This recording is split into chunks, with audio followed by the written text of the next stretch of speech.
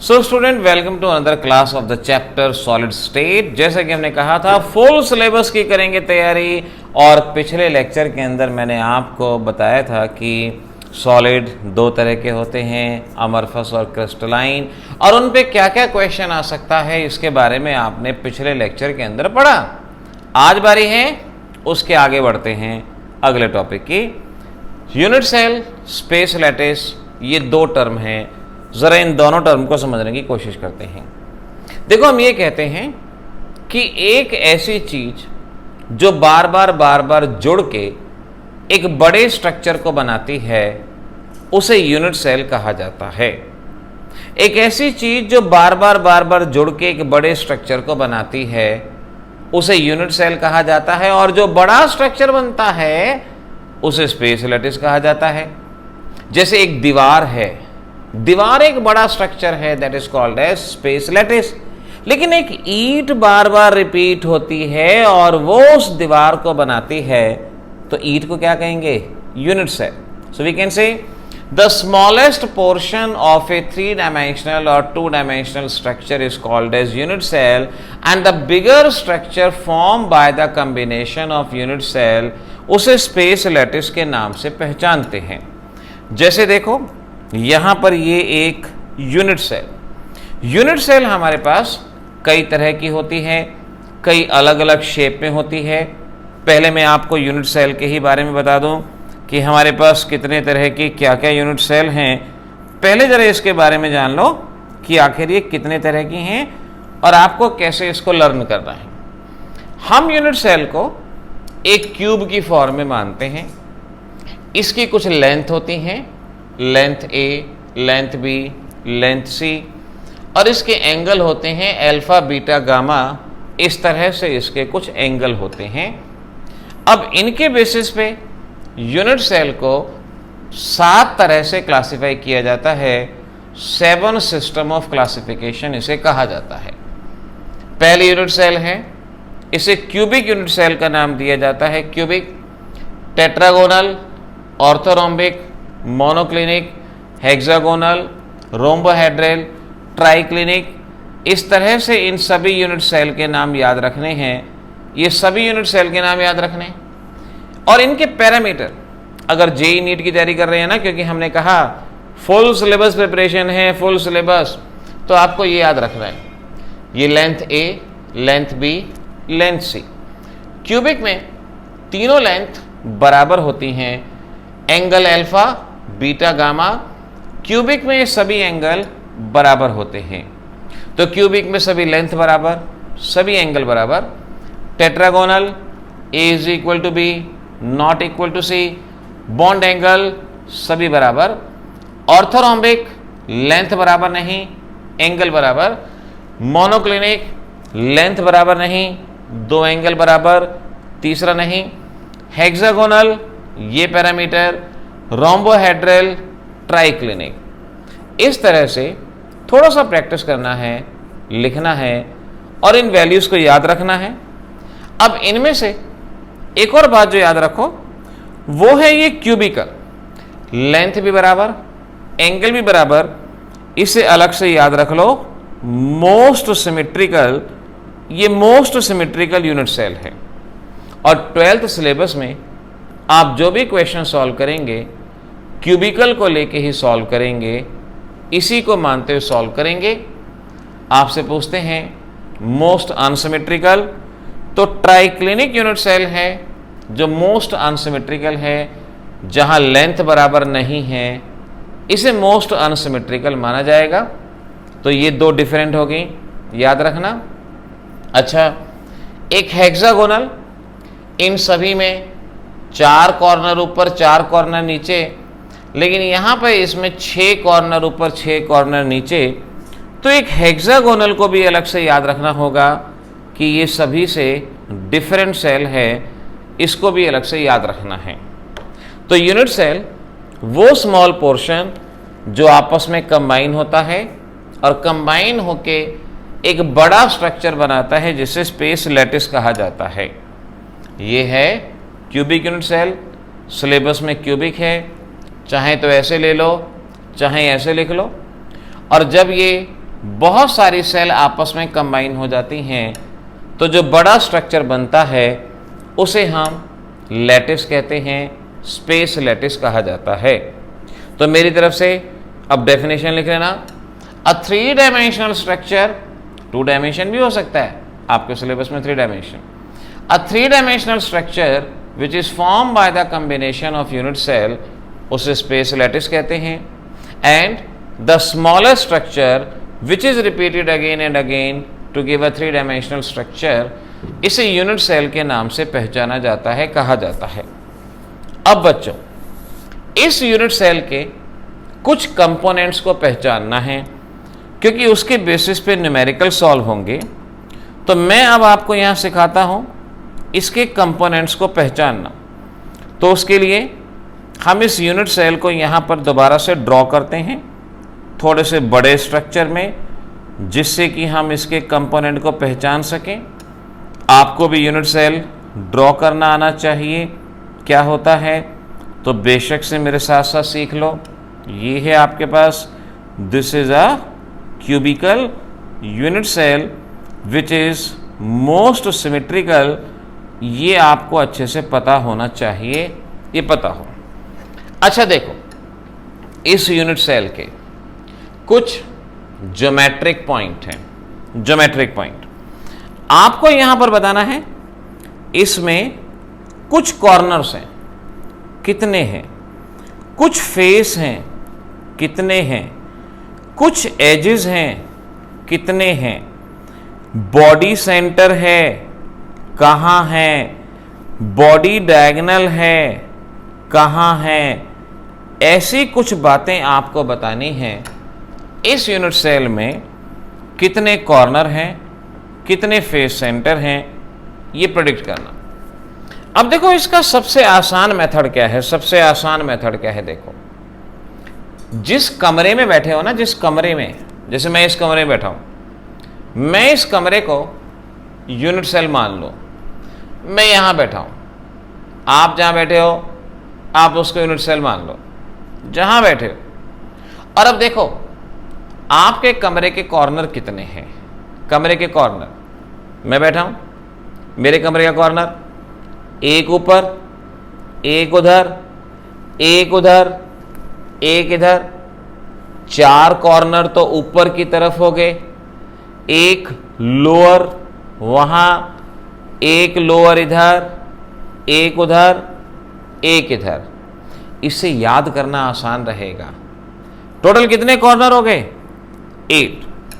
अगर विजुअलाइज करके याद करोगे परमानेंटली याद रहेगा, नहीं तो आप वैल्यू को रट भी सकते हो। कॉर्नर हुए 8, जैसे यहां ये कॉर्नर, कॉर्नर, कॉर्नर, कॉर्नर, तो इस तरह से हमारे पास 8 कॉर्नर यूनिट सेल में। अब फेस, फेस, फेस का मतलब दीवार। दीवार, जिस कमरे में बैठे हो ना, उसकी दीवारें काउंट करो। कितनी दीवार हैं ये काउंट करना है। कितनी दीवारें हैं जल्दी से काउंट करो। देखो ध्यान से, एक दीवार ये है, एक दीवार, एक इसके सामने की दीवार, 2 दीवार होगी, 2 हो गई। एक इस तरफ दीवार है, तीसरी, एक इसके सामने की, 4 होगी। एक छत, ये भी दीवार का काम कर रही है, और एक फर्श, ये भी दीवार का काम कर रहा है। टोटल कितने फेस हो गए? 6।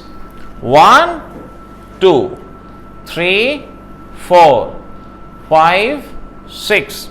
तो नंबर ऑफ फेस आप याद रखेंगे 6 हो गए। यहां देख लो, ये एक फेस, पीछे वाला फेस, साइड वाला फेस, लोअर फेस, यहां से फेस, ऊपर फेस, टोटल 6 फेस। ऐसे ही याद करो एजेस। एजेस क्या होता है? जहां 2 फेस मिलते हैं उन्हें एज कहते हैं। जहां 2 फेस मिलते हैं उसे एज कहते हैं। अब एज देखो, ये दीवार, ऊपर की दीवार मिलेगी, एक एज, दूसरा एज, तीसरा एज, चौथा एज, 4 एज ऊपर की तरफ होंगे। ऐसे ही 4 एज आपके कमरे में नीचे की तरफ होंगे, 4 एज नीचे की तरफ होंगे, 8 हो गए। और 4 कॉर्नर, 1 2 3 4, यानी यहां पर अगर मैं काउंट करूं 1 2 3 4 एजेस, ये एजेस, ऐसे ही 5 6 7 8 एजेस नीचे वाले, और ये 9 10 और इस तरह से 11 12, टोटल 12 एजेस यहां पर होंगे, 12 एजेस।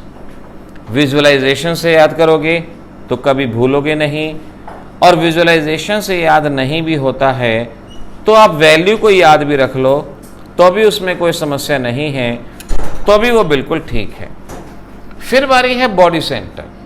बॉडी सेंटर, जिस कमरे में बैठे हो ना उसका सेंटर, जिस भी कमरे में हो, यानी अगर मैं यहां की बात करूं इसका सेंटर, और बॉडी सेंटर कितने होंगे 1 होंगे, 1 will be the body center. Body diagonal, अब बॉडी डायगोनल का मतलब क्या होता है, देखो कमरे में बैठे हो ना, बॉडी डायगोनल, अपर कॉर्नर और वहां का लोअर कॉर्नर, अपर कॉर्नर लोअर कॉर्नर, एक बॉडी डायगोनल, वहां का अपर कॉर्नर, यहां का लोअर कॉर्नर, दूसरा बॉडी डायगोनल, दूसरा बॉडी डायगोनल, ध्यान से, upper two lower 1, upper two lower 2, upper two lower 1, upper two lower 2, total 4 body diagonal आपके पास होंगे, 4 बॉडी डायगोनल यहां पर होंगे। इस पॉइंट को याद रखो। तो किसी भी यूनिट सेल में कितने कंपोनेंट हैं, कितने कॉर्नर हैं, कितने फेसेस हैं, कितने एजेस हैं, कितने बॉडी सेंटर हैं, कितने बॉडी डायगोनल हैं, ये सभी के सभी आपको यहाँ पर याद होने चाहिए। इन सभी का मीनिंग आपको बहुत अच्छे से याद हो, ये पॉइंट आपको समझना है, आपको याद रखना है। तो ये रहा हमारे पास पहला। अब types of unit cell, types of unit cell. देखो मैं दोबारा से आपको यहाँ स्ट्रक्चर पे लेके आता हूँ और दोबारा से आपको इसके बारे में बताते हैं। एक तो हमने आपसे कहा कि आपको याद रखना है कितने कॉर्नर हैं, कितने फेस सेंटर हैं, edges, body center, body diagonal, ये अभी मैं आपको याद दिलाता हूँ।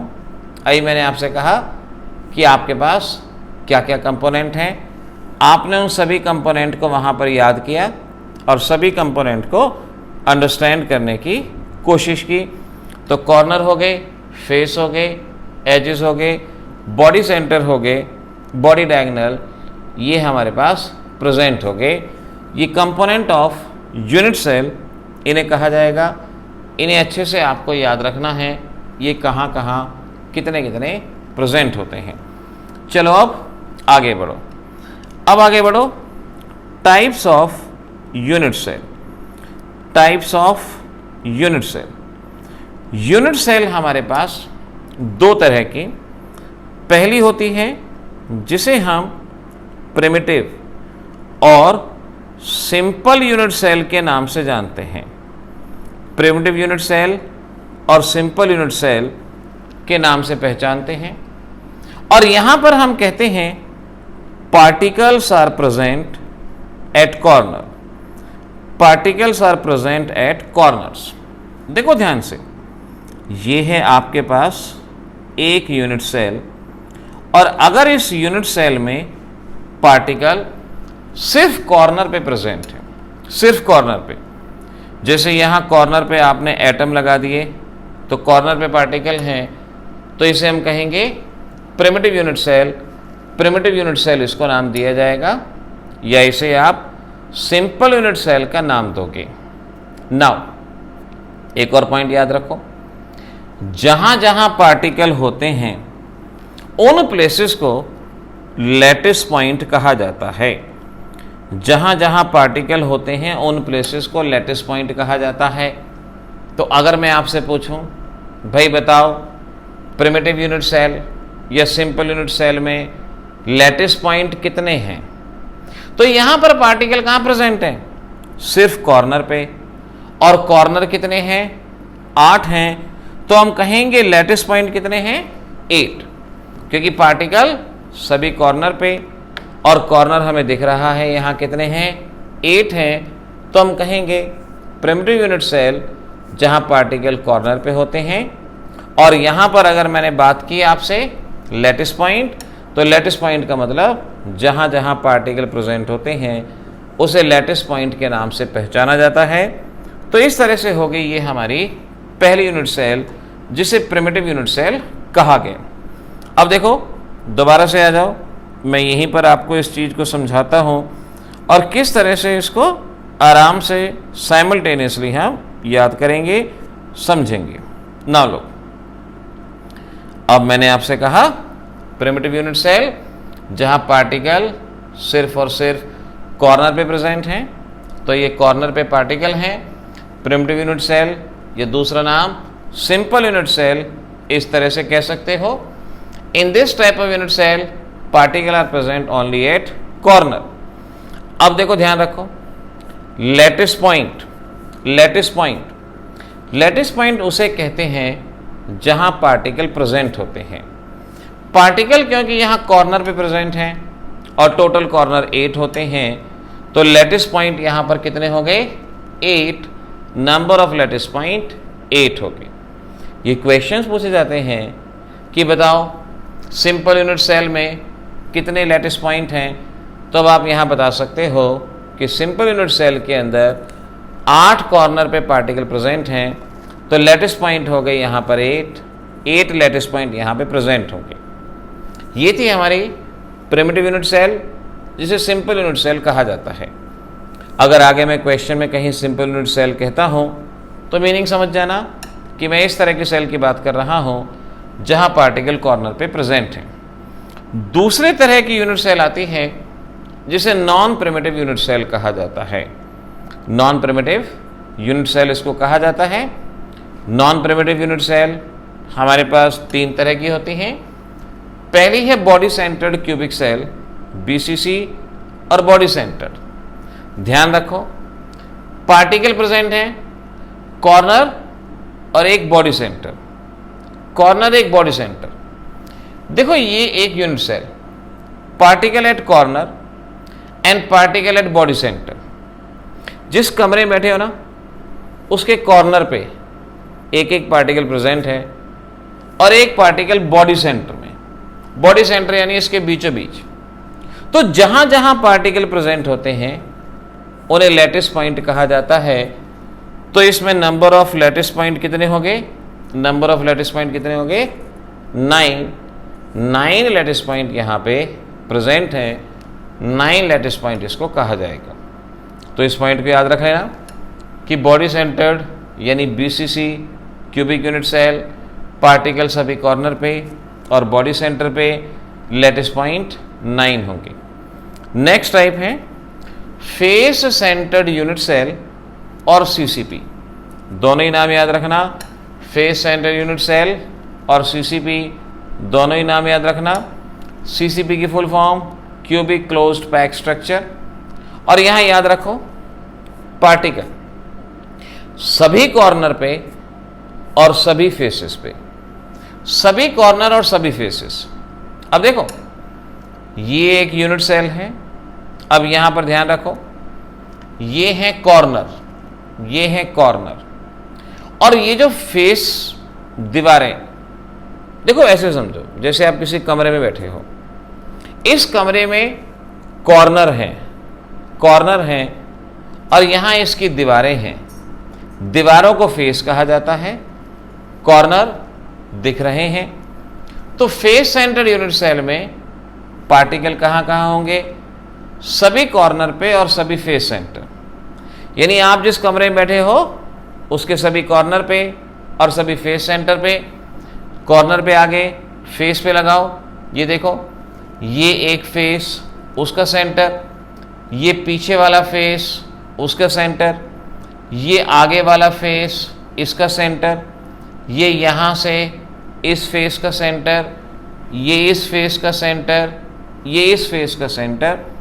तो पार्टिकल यहाँ पर सभी कॉर्नर पे और सभी फेस सेंटर पे, कमरे में काउंट करो 8 कॉर्नर होते हैं, तो 8 कॉर्नर और 6 face centre, lattice point 14 lattice point यहाँ पर कहलाए जाएंगे फेस सेंटर यूनिट सेल में। अगली है आपकी end face center unit cell. End face center का सीधा सा मतलब है पार्टिकल सभी कॉर्नर पे और 2 एंड फेसेस। जिस कमरे में बैठे हो ना, सभी कॉर्नर पे पार्टिकल हैं और 2 एंड फेसेस पे। एंड फेसेस कौन से? एक इधर वाला फेस, एक उधर वाला फेस, एक इधर वाला फेस, एक उधर वाला फेस, किन्हीं 2 एंड फेसेस, जैसे एक इधर या एक इधर, कोई से 2 एंड फेसेस। तो पार्टिकल कितनी जगह पे हुए? 8 कॉर्नर और 2 and faces, total lattice point 10, lattice point यहाँ पे रहेंगे 10। इस तरह से आप इसको बताएंगे 10 लैटिस पॉइंट यहाँ रहेंगे। तो अभी तक मैंने आपको ये बताया है यूनिट सेल कितने तरह के हैं, पार्टिकल कहाँ कहाँ हैं। इन सभी पार्टिकल्स को आपने लर्न करना है, याद करना है, और फिर इसमें आगे के क्वेश्चन में नेक्स्ट लेक्चर में सॉल्व करवाऊंगा।